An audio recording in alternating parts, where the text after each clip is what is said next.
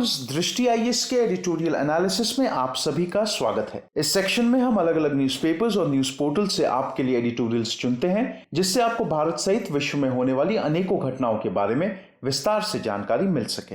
इस सेक्शन में सबसे पहले दिए गए एडिटोरियल को यूपीएससी सिलेबस से लिंक किया जाता है, उसके बाद कुछ महत्वपूर्ण की पॉइंट्स और अंत में कुछ इंपॉर्टेंट कॉन्सेप्ट्स जो यूपीएससी एग्जामिनेशन के पर्सपेक्टिव से महत्वपूर्ण है उन्हें देखा जाता है। डियर व्यूअर्स, हम आशा करते हैं कि दृष्टि आईएएस की तरफ से लिए गए इस इनिशिएटिव को आप काफी पसंद करेंगे और आपके सुझाव हमारे लिए अत्यंत महत्वपूर्ण हैं। तो कृपया कमेंट सेक्शन में अपने सुझाव जरूर दें। तो चलिए बिना किसी देरी के शुरू करते हैं आज का एडिटोरियल एनालिसिस। प्रिय व्यूअर, यह वीडियो अंग्रेजी में भी उपलब्ध है। देखना चाहें तो आप हमारे इंग्लिश चैनल दृष्टि आईएएस इंग्लिश पर जाएं। आपकी सुविधा के लिए इस वीडियो के डिस्क्रिप्शन में इंग्लिश वीडियो का लिंक भी दिया गया है।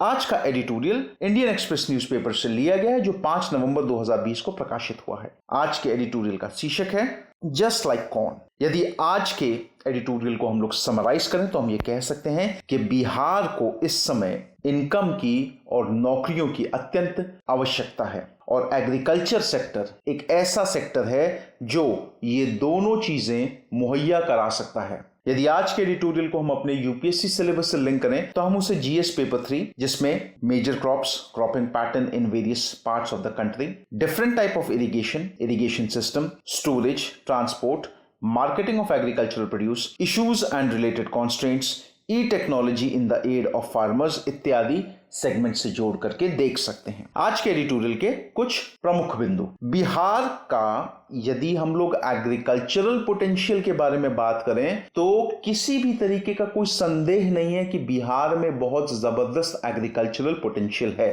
खास तौर से जो कारण जिसकी वजह से इस एग्रीकल्चरल पोटेंशियल की बात की जा रही है वो उस फर्टाइल अलुवियल सॉइल के कारण और साथ ही साथ जो अत्याधिक वाटर रिसोर्सेस प्रेजेंट हैं in the form of Ganga river और गंगा रिवर की जो कई सारी जो ट्रिब्यूटरीज हैं, जैसे कि सोन, गंडक, बागमती, कोसी, महानंदा इत्यादि, इन सभी की वजह से हम ये भी कह सकते हैं कि बिहार जो है वो भारत के दूसरे हरित क्रांति का प्रमुख केंद्र बन सकता है। हालांकि ये बात देखने योग्य है कि राज्य ने अभी तक ऐसी कोई बहुत बड़ी उपलब्धि हासिल नहीं करी है, लेकिन कई जगहें ऐसी हैं, कई क्षेत्र ऐसे हैं जहां पे हमको इस पोटेंशियल की झलक जो है वो देखने को मिलती रही है। और खास तौर से यदि हम बात करें तो हमें जो मेज की खेती है उसमें हमें ये चीज बहुत अच्छे लेवल पे देखने को मिल सकती है। आज की डेट में यदि हम बात करें तो बिहार पूरे देश का जो मक्के का जो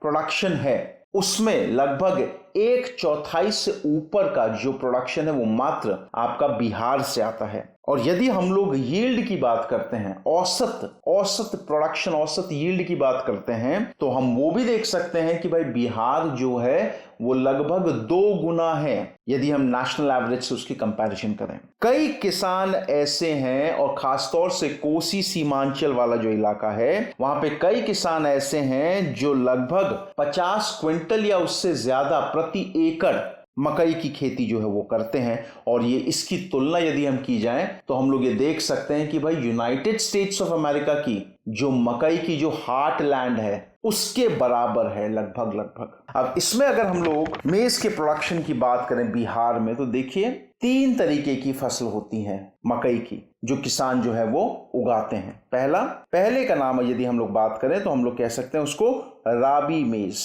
जो रबी सीजन में उगती है, मतलब अक्टूबर नवंबर के टाइम पे। दूसरी जो वैरायटी की हम लोग बात करते हैं वो वैरायटी होती है गर्मा वैरायटी। गर्मा वैरायटी जो है वो फरवरी और मार्च में इसको प्रोड्यूस किया जाता है। और तीसरी जो वैरायटी है वो है आपकी खरीफ मेज या फिर जिसको हम लोग बोलते हैं भदी।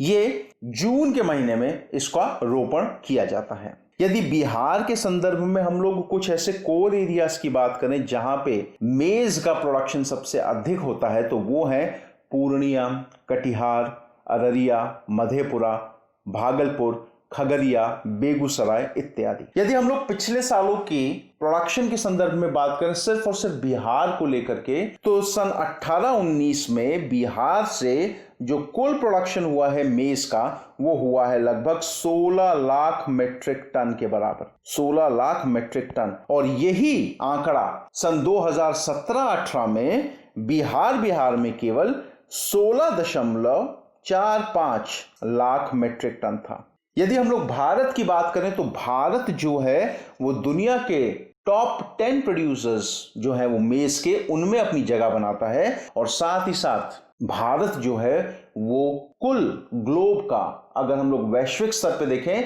तो 14% एक्सपोर्ट जो है वो भारत से होता है। यदि हम लोग मौजूदा हालात के बारे में बात करें तो हम ये कह सकते हैं कि भाई बिहार का ये जो मकई का जो रेवोल्यूशन हुआ है इसके लिए सबसे बड़ा योगदान सिर्फ और सिर्फ प्राइवेट सेक्टर ऑर्गेनाइजेशंस का ही हो सकता है, और खास तौर से उन कंपनीज का भी जो मल्टीनेशनल कंपनियां हैं, जो सीड बनाती हैं, जो बीज बनाती हैं, जिन्होंने अलग अलग भिन्न भिन्न प्रकार के क्रॉस ब्रीड्स, जिसको हम लोग हाइब्रिड सीड्स बोलते हैं, उनको मार्केट में इंट्रोड्यूस करवाया। अगर हम लोग मकई के हाइब्रिड जो बीज हैं उसके मार्केट के संदर्भ में बात करें तो बिहार में ये जो बीज मार्केट है मकई का ये लगभग 1500 करोड़ के बराबर है। और कुछ बहुत महत्वपूर्ण मैन्युफैक्चरर्स हैं इसमें, जैसे कि सिंगेंटा, दूसरी है आपके पास पाइनियर, तीसरी है कावेरी सीड्स, एक और बहुत महत्वपूर्ण कंपनी है जिसका नाम है मोनसाटो।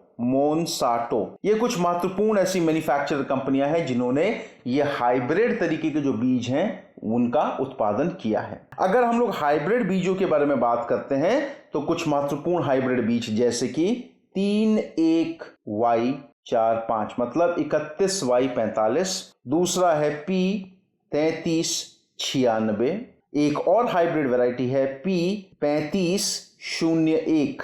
ये कुछ इंपॉर्टेंट हाइब्रिड वैरायटीज हैं। अब यहां पर हमको ये भी देखने वाली बात है कि इन सभी प्राइवेट सेक्टर के जो प्लेयर्स हैं इन्होंने चीजों को समझा बेहतर तरीके से कि क्या जरूरी है मकई की खेती के लिए, किस सीजन में किया जाना चाहिए, किस सीजन में बाढ़ नहीं आती है। उन सभी चीजों को इन्होंने देखा, समझा और ये इंश्योर किया है कि भाई जो मकई की जो खेती हो वो हमें बहुत ही बड़े लेवल पे मिले। अब देखिए ये जो इनिशिएटिव है, ऐसे इनिशिएटिव्स जो हैं ये लेने जरूरी हैं यदि आप चाहते हैं कि किसी एक पर्टिकुलर मार्केट क्षेत्र में आपको बेहतरी दर्ज करवा सकें आप अपनी। यहां पे एक बात और देखने योग्य है कि यहां पे हमने सिर्फ अभी जो मेज है उसके संदर्भ में बात करी, लेकिन मेज के अलावा अगर हम लोग लीची की बात करें या जो मखाना होता है उसमें भी बिहार जो है वो अग्रणी राज्यों में उसने अपनी जगह बनाई हुई है। और ये सिर्फ और सिर्फ किस वजह से हो पाया?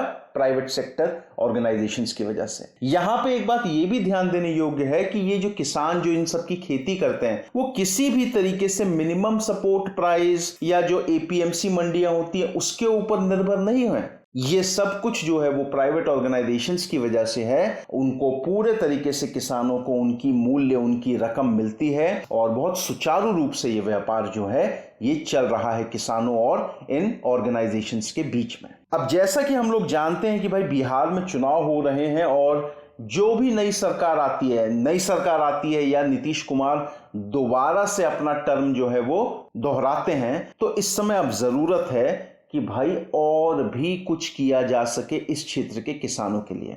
बिहार में यदि हम लोग ग्रामीण क्षेत्रों में सड़कों की बात करें तो पिछले 2 दशकों में एक बहुत ही बड़ा चेंज हमको देखने को मिला है। सड़कों की स्थिति जो है वो सुधरी है, लेकिन यदि यही बात मैं बिजली और पानी के संदर्भ में कहना चाहूं तो सुधार हुआ है, लेकिन घरेलू स्तर पर, इंडस्ट्रियल लेवल या किसानीकरण के तौर पे, किसानीकरण के इस्तेमाल के लिए नहीं हुआ है। देखिए जब तक हम लोग अगर बात करते हैं कि भाई जब तक किसानों को 3 फेज पावर सप्लाई, अब यदि मैं 3 फेज पावर सप्लाई की बात करता हूं तो देखिए 2 तरीके की पावर सप्लाई होती है। एक होती है सिंगल फेज, एक होती है 3 फेज। अब सिंगल फेज में इस्तेमाल होता है 2 तारों का और जो 3 फेज होती है उसमें 3 से 4 तारों का इस्तेमाल होता है। जो 3 फेज कनेक्शन होता है वो सबसे सूटेबल कनेक्शन कहलाया जाता है और ये कनेक्शन जो है वो ऐसे परिसरों के लिए, ऐसी बिल्डिंग्स के लिए जहां पर बड़ी बड़ी मशीनरीज लगी हुई हैं उनके लिए ज्यादा कारगर साबित होता है। अब क्योंकि हमारे यहाँ पे किसानों को 3 फेज सप्लाई तो है नहीं बिहार में,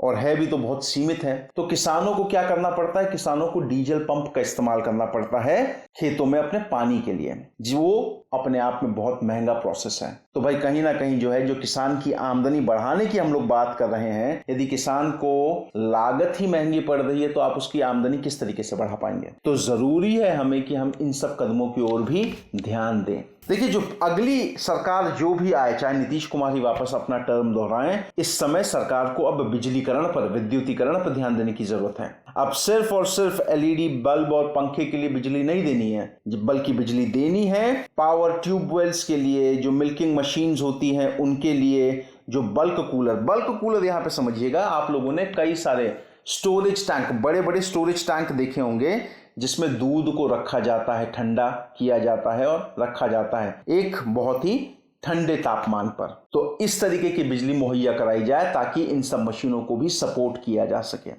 साथ ही साथ देखिए, मार्केट्स जो है वो बहुत जरूरी हैं। किसान जो है वो सिर्फ प्राइवेट सेक्टर पे ना निर्भर रहे, सरकार भी अपनी तरफ से कुछ ऐसे कदम उठाए कि भाई किसानों को मार्केट उपलब्ध करवाए। बिहार की यदि हम बात करें तो बिहार इस समय एक ऐसा राज्य है जिसे नौकरी और इनकम दोनों की आवश्यकता है, और बिहार में खेती एक ऐसा सेक्टर साबित हो सकता है जो उनके लोगों को, बिहार की जनता को बहुत बड़ी तादाद में नौकरियां दे सकता है, खेत पर भी और खेत के बाहर अलग अलग इंडस्ट्रीज जैसे कि फूड प्रोसेसिंग इंडस्ट्रीज या बाकी इंडस्ट्रीज में भी। तो सरकार को जरूरत है कि इस तरफ अपना ध्यान जरूर से जरूर दें। व्यूअर्स, ये था आज का एडिटोरियल एनालिसिस। आई होप आप सभी को आज का एडिटोरियल एनालिसिस बहुत पसंद आया हो। धन्यवाद।